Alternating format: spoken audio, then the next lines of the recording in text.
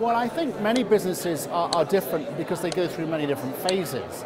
And the variety of different businesses means that they engage with the sales or the marketing or the freelance or the PR, creative, writing or digital talent in different ways. And different businesses need that at different stages. So it doesn't matter so much which sector people are in, it matters more what phase they're in. So are they a Starbucks startup? Are they moving into offices? Are they expanding rapidly? Are they an agency looking for extra support?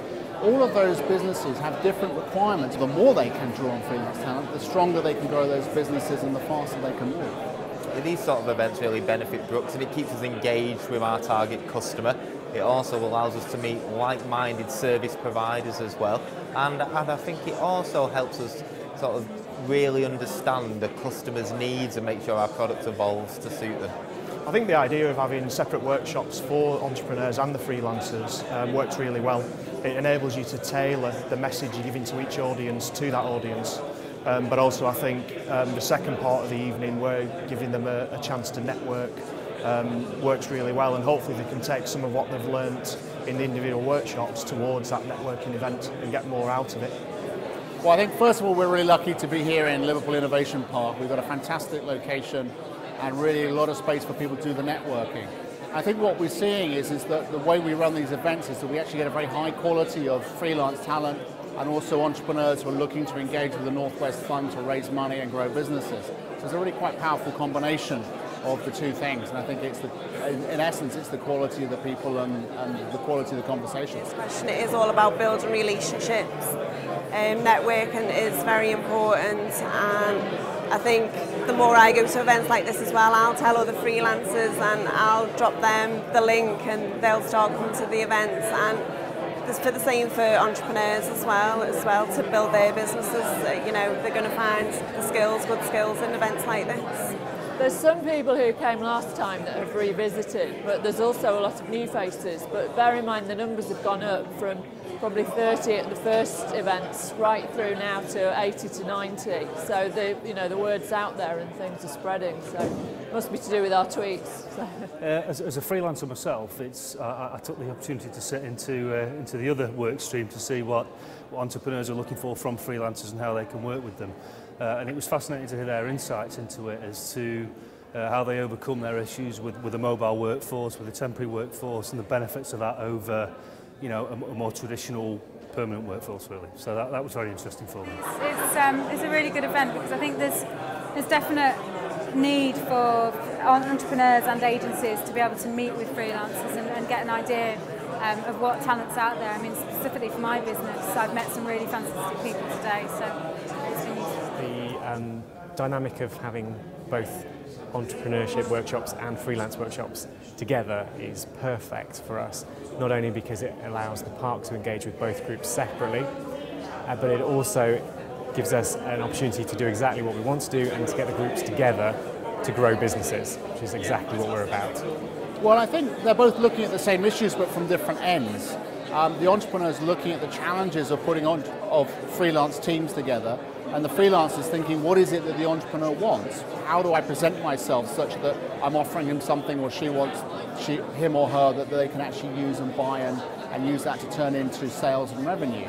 And I think in a way they both come together. So by beginning at both ends, we start in the areas that they're comfortable with and the questions that are with them day to day. And as we go through the evening, we actually get them closer and closer to each other. So when they actually then have a conversation, they're actually thinking, yes, we could work together. Yes, this would work. Yes, I can make that operate. Yeah. I think it's important, yes, to have those workshops, to have the entrepreneurs to gel, kind of see from their point of view. It's a good experience as well for us from a network point of view.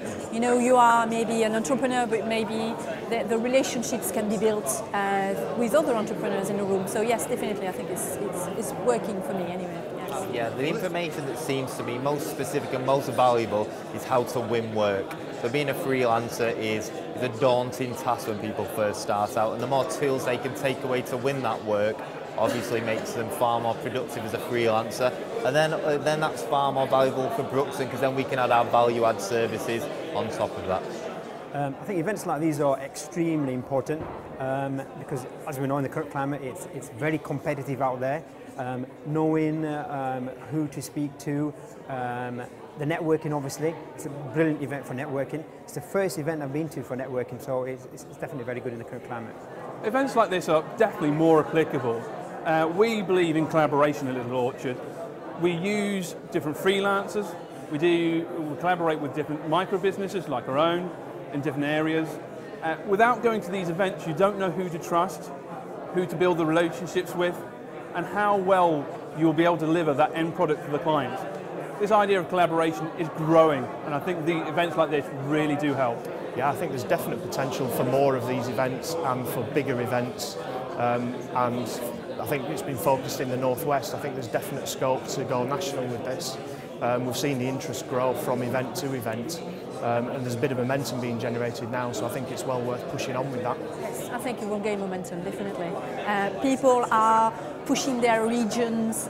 You know, you see a lot of venues like this. People are trying to organize events where the industry is talking between, you know, we are talking to each other.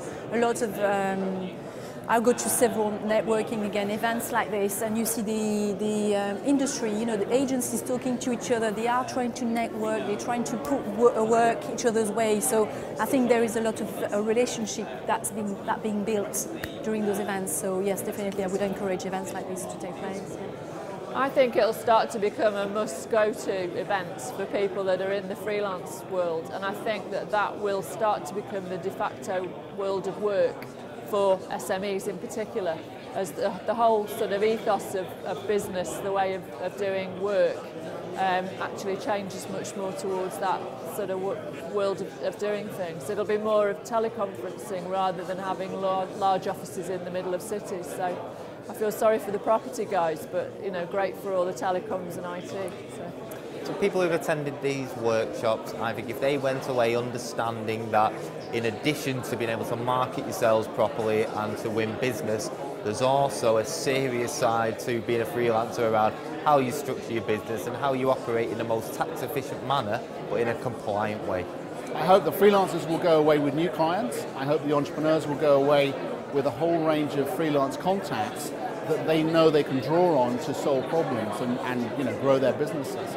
And then what we get out of it as a whole, as a group, is that we start to help to develop the ecosystem of freelance skills and talent in Liverpool and in the Northwest, such that whether a freelancer or an entrepreneur, we can all move into that, find work, find people who can help us build our business and grow them faster.